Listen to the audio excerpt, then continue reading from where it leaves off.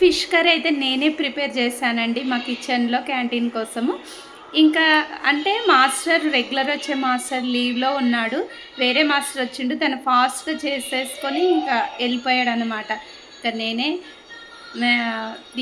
నేనే ఫిష్ తీసుకొచ్చాను. ఈరోజు నేనే ప్రిపేర్ చేశాను.